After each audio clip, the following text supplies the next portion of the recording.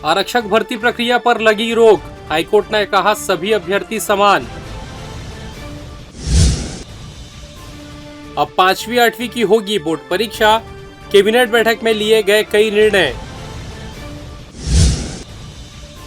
मध्य प्रदेश के राज्यपाल पहुंचे स्कूल और हॉस्पिटल, जायजा लेकर जाना हालचाल। कार्रवाई के नाम पर शिक्षिका को धमकी, मांगे 28,000 रुपए। नमस्कार, मैं हूं श्रीकांत प्रजापति और आप मेरे साथ देख रहे हैं बीसीसी न्यूज। आई खबरों में से पहले डालते हैं सुर्खियों पर एक नजर। तो ये थी सुर्खियां, अब खबरें विस्तार से। छत्तीसगढ़ में आरक्षक संवर्ग 2023-24 के पदों पर होने वाली भर्तियों पर बिलासपुर हाईकोर्ट ने रोक लगा दी है। भर्ती प्रक्रिया के तहत कई जिलों में आरक्षकों के अलग अलग पदों पर भर्तियां होने वाली थी। मामले की सुनवाई जस्टिस राकेश मोहन पांडे की सिंगल बेंच में हुई। दरअसल राजनांदगांव जिलों में इस कैटेगरी के तहत 143 पद जारी किए गए थे, लेकिन विज्ञापन जारी होने और फॉर्म भरने के बाद डीजी पुलिस ने सचिव को इस नियुक्ति प्रक्रिया में पुलिस विभाग में कार्यरत और पूर्व सेवा कर्मचारियों के बच्चों को छूट देने से संबंधित पत्र लिखा था। मामले की सुनवाई के दौरान कोर्ट को बताया गया कि केवल अपने विभाग के कर्मचारियों को छूट देना आम नागरिकों के साथ भेदभाव है, इसलिए इस भर्ती प्रक्रिया पर रोक लगाई जाए। मामले में वकील की ओर से पेश किए गए दलीलों को सुनने के बाद हाईकोर्ट ने आरक्षक संवर्ग 2023-24 के अलग अलग पदों पर होने वाली भर्तियों पर रोक लगा दी है। हाईकोर्ट ने कहा कि छूट देने का नियम है, इसका मतलब यह नहीं कि डीजीपी कमेटी बनाकर ऐसा करे। नियम का लाभ सभी वर्ग के लोगों को मिलना चाहिए। ऐसा नहीं है कि एसपी और टीआई के बेटे बेटियों को ही भर्ती में प्राथमिकता दी जाए। हाईकोर्ट ने यह भी कहा कि पुलिस अपने फायदे के लिए रूल बना ले, यह पद का दुरुपयोग है। छत्तीसगढ़ में अस्पतालों की बदहाली पर हाईकोर्ट के चीफ जस्टिस रमेश कुमार सिन्हा की डिवीजन बेंच ने सख्ती दिखाई है। उन्होंने कहा कि अस्पतालों में महंगी मशीनें केवल शोभा बढ़ाने के लिए नहीं होनी चाहिए, मरीजों की जांच और समय पर रिपोर्ट भी मिले। दरअसल हाईकोर्ट में सरकारी अस्पतालों की अव्यवस्था को लेकर चल रही जनहित याचिका की सुनवाई चल रही थी। इस दौरान राज्य शासन की तरफ से कोर्ट को जानकारी दी गई कि जांच के लिए आवश्यक रिएजेंट की कमी को पूरा करने के लिए टेंडर प्रक्रिया शुरू कर दी गई है। स्वास्थ्य एवं परिवार कल्याण विभाग के मुख्य सचिव ने अपने शपथ पत्र में बताया कि जिला अस्पताल में सेमी ऑटोमेटिक मशीन से जांच जारी है, सिम्स में परीक्षण शुरू हो गया है। भारत सरकार द्वारा बनाए जा रहे आयुष्मान कार्ड को गति जरूर मिल रही है, लेकिन वेरिफिकेशन के लिए आने वाला वन टाइम पासवर्ड यानी ओटीपी अब कर्मचारियों के लिए सिरदर्द बन चुका है। दरअसल कभी मोबाइल नेटवर्क कमजोर होने के कारण ओटीपी नहीं आता, तो कभी मोबाइल में बैलेंस नहीं होने के कारण इनकमिंग सेवा बंद हो जाने के कारण भी मैसेज नहीं आ पा रहा है। ऐसे में कार्ड बनाने वाले परेशान होकर वापस लौटने को मजबूर हो जाते हैं, जिसको लेकर अब तक कोई उचित रास्ता नहीं निकाला जा सका है। शायद यही वजह रही कि जिले में आयुष्मान कार्ड बनने के लक्ष्य की पूर्ति नहीं हो सका है। कार्ड बनवाने में सबसे ज्यादा दिक्कत बुजुर्गों को हो रही है, क्योंकि उनके बायोमेट्रिक वेरिफिकेशन भी संभव नहीं हो रहा है। अधिकांश लोगों के थंब प्रिंट मैच नहीं हो पा रहे हैं, जिसके कारण लोगों में धीरे धीरे आयुष्मान कार्ड बनाने की रुचि कम होने लगी है। मुख्यमंत्री विष्णुदेव साय की अध्यक्षता में मंत्रालय महानदी भवन में आयोजित कैबिनेट की बैठक में अनेक महत्वपूर्ण निर्णय लिए गए। मंत्रिपरिषद द्वारा सार्वजनिक वितरण प्रणाली के अंतर्गत पात्र हितग्राहियों को वितरण हेतु नागरिक आपूर्ति निगम को आवश्यक चना उपार्जन ई ऑक्शन प्लेटफॉर्म के माध्यम से किए जाने की अनुमति दी गई। मंत्रिपरिषद ने विशुद्ध रूप से राजनीतिक आंदोलनों से संबंधित प्रकरणों को जनहित में न्यायालय से वापस लिए जाने के संबंध में गठित मंत्रिपरिषद की उप समिति द्वारा अनुशंसित 54 प्रकरणों को न्यायालय से वापस लिए जाने हेतु आगामी कार्रवाई किए जाने का अनुमोदन किया। खरीफ विपणन वर्ष 2024-25 में राज्य में मक्का फसल तथा प्रधानमंत्री अन्नदाता आय संरक्षण अभियान अंतर्गत दलहन तिलहन और रबी विपणन मौसम 2025-26 में चना मसूर एवं सरसों के उपार्जन हेतु नेफेड एवं एनसीसीएफ को प्रोक्योरमेंट एजेंसी नियुक्त करने का निर्णय लिया गया। छत्तीसगढ़ राज्य के किसानों को नवीन उन्नत किस्म के बीजों की उपलब्धता उचित मूल्य पर सुनिश्चित करने के लिए मंत्रिपरिषद ने महत्वपूर्ण निर्णय लिया।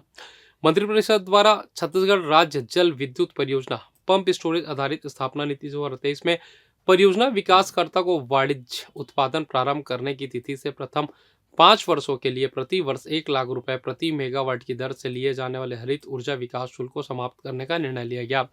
हरित ऊर्जा शुल्क में प्रत्येक 5 साल के बाद 25% की वृद्धि भी प्रावधान था, इसे भी समाप्त कर दिया गया है। इससे राज्य एवं जल विद्युत परियोजनाओं एवं ग्रीन एनर्जी के उत्पादन को बढ़ावा मिलेगा। मंत्रिपरिषद ने कक्षा 5वीं एवं 8वीं की परीक्षाओं को केंद्रित किए जाने के लिए स्कूल शिक्षा विभाग को अधिकृत किया है। मंत्रिपरिषद द्वारा छत्तीसगढ़ गृह निर्माण मंडल अब तक तथा भविष्य में प्राप्त होने वाली भूमि को आवासीय प्रयोजन में व्यापर्तित करने पर राज्य सरकार द्वारा लागू व्यपवर्तन शुल्क, प्रीमियम, अर्थदंड एवं भू राजस्व के पुनः निर्धारण से छूट प्रदान करने का निर्णय लिया गया। इससे हाउसिंग बोर्ड के मकान क्रेताओं को लाभ होगा। मंत्रिपरिषद द्वारा छत्तीसगढ़ गृह निर्माण मंडल द्वारा फ्री होल्ड किए गए आवासीय भूखंडों के लिए व्यपवर्तन शुल्क एवं अर्थदंड से छूट प्रदान करने का निर्णय लिया गया। मंत्रिपरिषद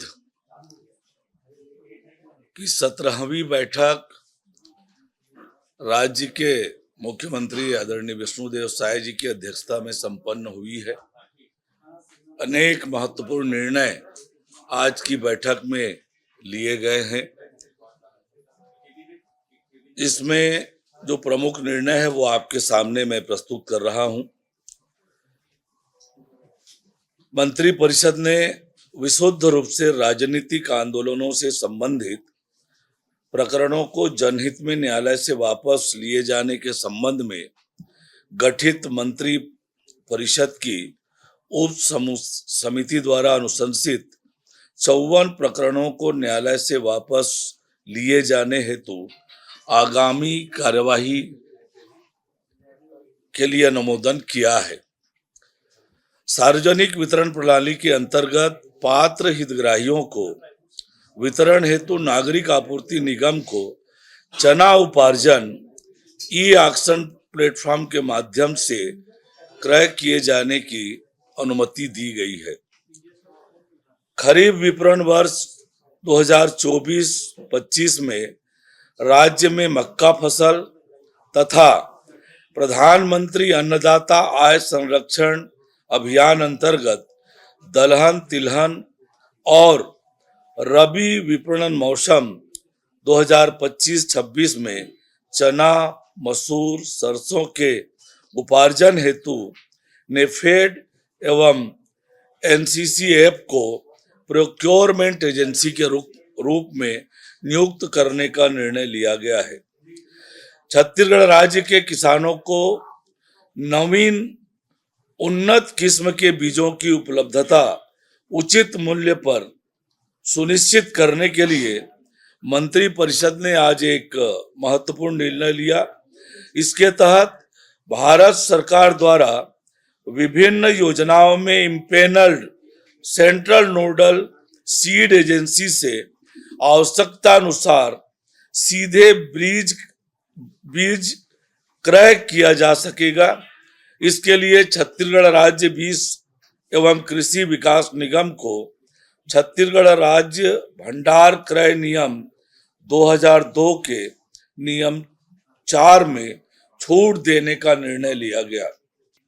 छत्तीसगढ़ राज्य जल विद्युत परियोजना पंप स्टोरेज आधारित स्थापना नियम 2023 में परियोजना विकासकर्ता को वाणिज्यिक उत्पादन प्रारंभ करने की तिथि से प्रथम 5 वर्षों के लिए प्रति वर्ष 1 लाख रुपये प्रति मेगावाट की दर से लिए जाने वाले हरित ऊर्जा विकास शुल्क को समाप्त करने का निर्णय लिया गया।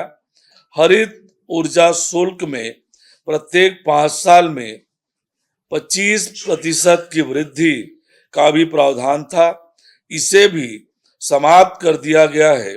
इससे राज्य में जल विद्युत परियोजनाओं और ग्रीन एनर्जी के उत्पादन को बढ़ावा मिलेगा।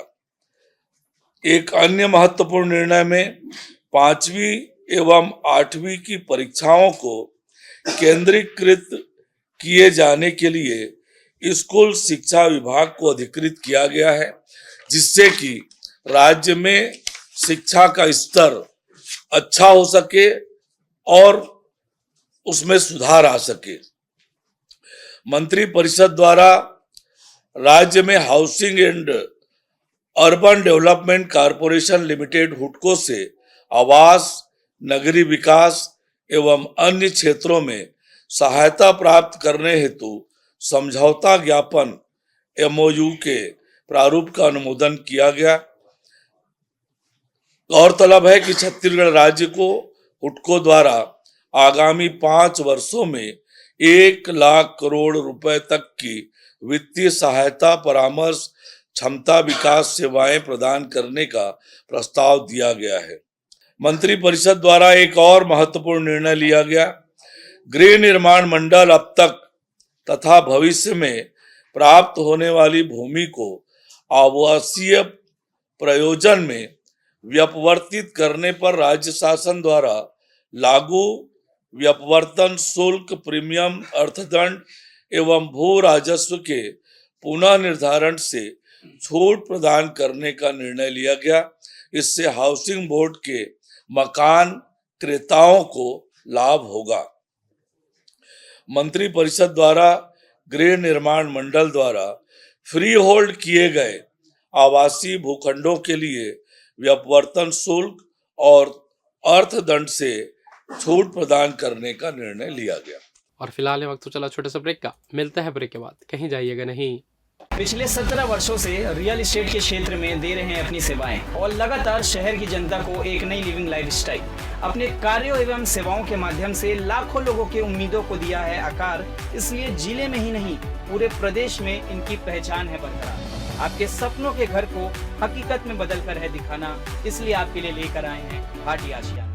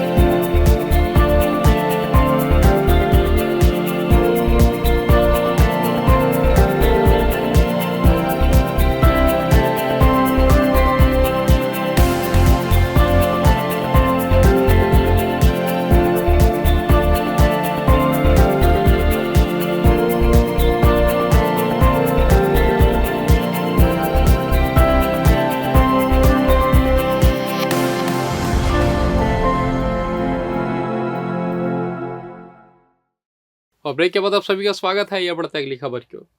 मध्य प्रदेश के राज्यपाल मंगू भाई पटेल 2 दिवसीय दौरे पर बिलासपुर पहुंचे। श्री पटेल ने सेंद्री और रतनपुर का दौरा किया। स्कूली बच्चों से बातचीत कर उनका हौसला बढ़ाया। समूह की दीदियों से चर्चा कर उनके कार्यों की जानकारी ली, उनके कार्यों की सराहना भी की। रतनपुर सीएससी में सोनोग्राफी मशीन और ओटी का उद्घाटन किया। इस दौरान कलेक्टर अवनीश शरण, एसपी रजनेश सिंह, नगर निगम कमिश्नर अमित कुमार सहित अन्य अधिकारी कर्मचारी मौजूद थे। मध्य प्रदेश के राज्यपाल मंगू भाई पटेल सबसे पहले सेंद्री के स्वामी आत्मानंद स्कूल पहुंचे। उन्होंने 10वीं कक्षा के बच्चों से चर्चा कर उनका हौसला बढ़ाया। उन्होंने बच्चे से पूछा कि देश के राष्ट्रपति कौन है। बच्चों द्वारा राष्ट्रपति के बारे में पूरी जानकारी देने पर खुशी जताई। उन्होंने बच्चों से SHG के बारे में भी पूछा। उन्होंने बच्चों को खूब मन लगाकर पढ़ने कहा। बच्चों को राजभवन आने का न्योता भी दिया। इसके बाद उन्होंने समूह की दीदियों से चर्चा कर उनके कार्यों की जानकारी ली। महिलाओं द्वारा किए जा रहे कार्यों की सराहना की। उन्होंने कहा कि आर्थिक गतिविधियों से जुड़कर महिलाएं आत्मनिर्भर बन गई है, उनका आत्मविश्वास बढ़ गया है, परिवार और समाज में उनका सम्मान बढ़ गया है। उन्होंने स्कूल परिसर में आयोजित स्वास्थ्य परीक्षण शिविर का भी जायजा लिया। यहाँ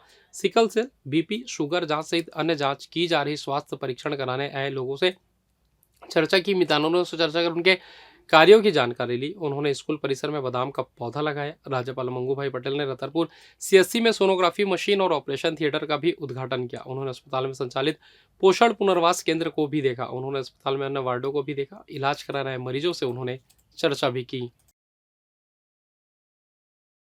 अटल बिहारी वाजपेयी विश्वविद्यालय में भारतीय जनजातियों के योगदान को सम्मानित करने के लिए एक दिवसीय राष्ट्रीय संगोष्ठी का आयोजन किया गया। भारतीय जनजाति गौरव विषय पर आयोजित इस कार्यक्रम में मध्य प्रदेश के राज्यपाल मंगूभाई पटेल मुख्य अतिथि के रूप में शामिल हुए, जबकि अन्य विशिष्ट अतिथियों में मध्य प्रदेश स्कूल विकास प्राधिकरण के अध्यक्ष रामलाल रौतेल, जनजाति गौरव प्रकल्प छत्तीसगढ़ के संयोजक ब्रिजेंद्र शुक्ला, विधायक अमर अग्रवाल, धर्मलाल कौशिक समेत नेतागण शामिल रहे। संगोष्ठी के दौरान 3 सत्रों में देश भर के विशेषज्ञों ने भारतीय जनजातियों के विविध पहलुओं पर चर्चा की। राज्यपाल मंगूभाई पटेल ने अपने संबोधन में भारतीय जनजातियों की महत्ता को रेखांकित करते हुए कहा कि भारत की जनजातियां देश की विविधता का अभिन्न हिस्सा है। उनकी संस्कृति, परंपराएं और इतिहास भारतीय समाज की अमूल्य धरोहर है। जनजातियों ने अपनी संस्कृति और जीवन शैली को पूरी दुनिया से अलग रखते हुए संजोकर रखा है, जो भारतीय समाज की समृद्धि और विविधता को प्रदर्शित करता है। संगोष्ठी में देश भर से आए शोधार्थियों ने जनजाति गौरव विषय पर अपने शोध पत्र प्रस्तुत किए। इस मौके पर जनजातियों के गौरव को सम्मानित करने के साथ साथ उनके इतिहास और योगदान को एक नई रोशनी में पेश किया गया। अंत में सभी अतिथियों को सम्मानित किया गया और जनजाति समाज के महत्व पर जागरूकता फैलाने का संकल्प लिया गया। इस अवसर पर विश्वविद्यालय के अधिकारी, कर्मचारी और छात्र छात्राएं भी बड़ी संख्या में उपस्थित रहे।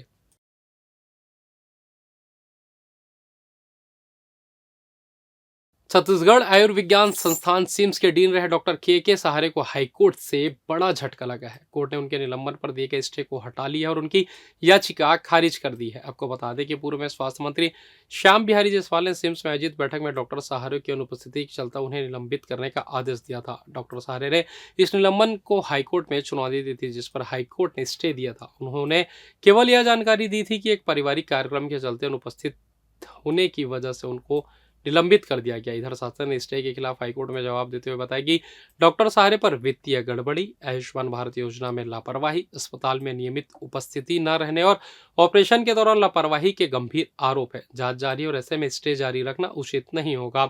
कोर्ट ने शासन की दलील स्वीकार करते हुए स्टे हटा दिया। कोर्ट ने कहा कि डॉक्टर सहारे पर लगे आरोपों की जांच जारी है और इसमें कोई हस्तक्षेप करना उचित नहीं होगा। कोर्ट ने जांच में सहयोग न करने पर नाराजगी भी जताई। हालांकि डॉक्टर सहारे को दूसरे कोर्ट में अपील करने की छूट दी गई है। बोर्ड परीक्षा को लेकर छत्तीसगढ़ माध्यमिक शिक्षा मंडल ने तैयारी शुरू कर दी है, जिसको लेकर नामांकन फॉर्म भरने की प्रक्रिया इन दिनों चल रही है, जिसको लेकर जिले के कुछ स्कूल अब भी गंभीरता नहीं दिखा रहे हैं। मामले में संभागीय अधिकारी संगीता गंगोत्री डीओ को पत्र लिखकर स्कूलों को उचित निर्णय देने आग्रह किया है। मिली जानकारी के अनुसार अब तक 7 स्कूल अपने छात्रों के लिए फॉर्म लेने नहीं पहुंचे हैं। फॉर्म नहीं लेने वाले स्कूलों में आदर्श विद्या मंदिर बोहारडी, सरस्वती शिशु मंदिर जयरामनगर, 70+ तखतपुर, मां सरस्वती रतनपुर, वेदवती हरिदिन पोरते जोरापारा, ग्लोबल पब्लिक सागल स्कूल और सेंट पॉल बकरखुदा स्कूल शामिल है। फॉर्म लेने में देरी छात्रों की परीक्षा, नामांकन और अन्य तैयारियों को प्रभावित कर सकती है। जबकि पूर्व में ही माध्यमिक शिक्षा मंडल ने स्कूलों को निर्देश दिया है कि वे 30 नवंबर तक फॉर्म भरकर जमा करें। अगर तय समय सीमा में फॉर्म जमा नहीं किए जाते हैं तो यह बोर्ड परीक्षा की व्यवस्थाओं में बाधा डाल सकता है। माध्यमिक शिक्षा मंडल ने स्पष्ट किया कि किसी भी प्रकार की लापरवाही बर्दाश्त नहीं की जाएगी। इसके बाद भी स्कूलों द्वारा लगातार लापरवाही बरती जा रही है। इधर जांच में शिक्षक के खिलाफ निलंबन की कार्रवाई के नाम पर अवैध वसूली का मामला सामने आया है, जहां अज्ञात नंबर से किसी व्यक्ति ने शिक्षकों को कार्रवाई से बचाने के नाम पर 25,000 रुपए की मांग की है, जिसकी शिकायत शिक्षिका ने सिपत थाने और डीओ ऑफिस में दर्ज कराई है। यह पूरा मामला शासकीय प्राथमिक शाला बरेली के कन्या स्कूल का है, जहां प्रधान पाठक लक्ष्मी माल्या ने कार्रवाई के नाम पर वसूली के लिए धमकी का आरोप लगाया है। उन्होंने बताया कि उन्हें और एक शिक्षिका को अलग अलग नंबरों से कार्रवाई के नाम पर वसूली के लिए कॉल्स आ रहे हैं। पूर्व में स्कूल के एक शिक्षिका का क्लास में सोते हुए वीडियो बनाया गया है और उसी के आधार पर कार्रवाई के नाम से धमकी दी जा रही है, जबकि मामले की जांच प्रक्रिया में है। ऐसे में मामला सीपत पुलिस और शिक्षा विभाग ने संज्ञान में लिया है, जिसमें जल्द ही उचित कार्रवाई की बात कही जा रही है। तो क्या करना है इसको तुरंत ही बताइए, नहीं तो मामले को अपलोड करके फिर आपसे सेवा समाप्त किया जा रहा है, नौकरी से फिर अपसेंट किया जा रहा है आपको। ऐसे कैसे कर देंगे सर, बिना जांच के ऐसे कैसे कर देंगे आप? मेरा सेवा साहब मेरे स्कूल आइए, मेरे जांच में आइए आप। जांच के लिए फाइल हमारे पास अपलोड होके आइए, शिक्षा मंत्री जी के यहाँ पर। जी बिल्कुल सर, आइए सर, जांच के लिए आए मेरे को वहाँ पे। मंत्री जी वहाँ जांच के लिए आएंगे जब यहाँ पे जिला शिक्षा अधिकारी टी.आर. साहू ने कहा है जी सर। कि ये पूरा जानकारी वीडियो में स्पष्ट रूप से दिख रहा है। जी सर, जी सर, वो तो है सर, वो है, लेकिन समय परिस्थिति जमीनी स्तर पे आके जांच किया जाना चाहिए सर। बिना खोजबीन के किसी को सस्पेंड नहीं किया जा सकता। जी जी, तो इसमें क्या जांच करनी है बताइए? जांच इसका जो डीओ शिक्षा अधिकारी है टी.आर. साहू में, तो इसमें पूरा जांच करके अवेलेबल जो वीडियो है तो वो स्पष्ट रूप से जो दिखाई दे रहा है, वीडियो देखा है आपने जो वायरल हुआ है? जी बिल्कुल सर, मैं देखी हूँ। हाँ, तो उसमें क्या दिख रहा है? आप लोग बच्चों को पढ़ाना दिख रहा था क्या? नहीं दिख रहे सर, लंच टाइम में आदमी क्या करता है? लंच टाइम में स्वास्थ्य खराब नहीं है। दिख रहा है वहाँ बच्चे पढ़ने के लिए बैठे हैं, बच्चे खाना खा रहे हैं, उसमें बच्चे भी दिख रहे हैं। बच्चे खाना खा रहे हैं क्या? खाना नहीं खा रहे सर, जस्ट लंच टाइम ही घंटी लगा हुआ था, जस्ट लगा ही हुआ था। मंत्री जिसको अभी बोलता हूँ कि घंटी लगा हुआ था, लंच टाइम था, वहाँ एक बिस्तर भी डलवा दीजिएगा, तो वहाँ बेड मैट की व्यवस्था भी करवाते हैं हम लोग, ठीक है, सोने के लिए। आप इस तरह से नहीं बात कर सकते सर, एक इंसान है, टीचर भी हैं, इंसान भी हैं। वहाँ पे परिस्थिति जमीनी स्तर पे जाके पता कीजिए कि परिस्थिति क्या है। ऑलरेडी हम मात्र 6-7 दिन से 2 ही टीचर। ये बताइए मुझे, मामले को देखना है, क्या करना है? सर आप देख लीजिए, आपको जो करना है कीजिए, लेकिन जो सच्चाई है वो सच्चाई ही रहेगा। इसमें एक वीडियो वायरल हुआ था जिसमें शिक्षिका क्या है लंच टाइम में सोते हुए दिख रही कुर्सी में। तो इस संबंध में हमने बीओ को भेजा था जांच करने के लिए। उनके द्वारा भी जांच किया गया और बताया गया कि उनके हेड मास्टर भी बताई कि उसके तबीयत ठीक नहीं था और टेबलेट वगैरह खाकर थोड़ा सा लंच टाइम में आराम कर रही थी, कुर्सी पर पैर वगैरह रख कर। वैसे भी थोड़ा बुजुर्ग है वो महिला शिक्षिका, तो इसलिए आराम कर रही थी स्वास्थ्य खराब होने के कारण। तो इसी बीच मीडिया वाले इस प्रकार से इसमें कि पैसा वसूली की भी वीडियो वायरल हुआ है, जिसमें प्रधान पाठिका के द्वारा उसमें वीडियो वायरल हुआ है कि 25,000 की मांग किया जा रहा है। 25,000 नहीं देने पर बर्खास्त सस्पेंड कर दिया जाएगा, ये किया जाएगा, इस प्रकार का वीडियो आया है। इस संबंध में प्रधान पाठिका भी आई थी अपना शिकायत दर्ज कराने के लिए कि अज्ञात नंबर है जो मोबाइल नंबर बता रहे थे कि इस नंबर से आ रहा है कॉल, पैसा दो नहीं तो फिर सस्पेंड के लिए ऊपर में होगा, मंत्रालय से फ़ोन है, ये है, इस प्रकार की कॉल आ रहा है, ऐसा बता रही थी वो। और फिलहाल इस बुलेटिन में बस इतना ही। मुझे दीजिए इजाज़त, फिर होगी आपसे मुलाकात। तब तक देखते रहिए बीसीसी न्यूज़। नमस्कार।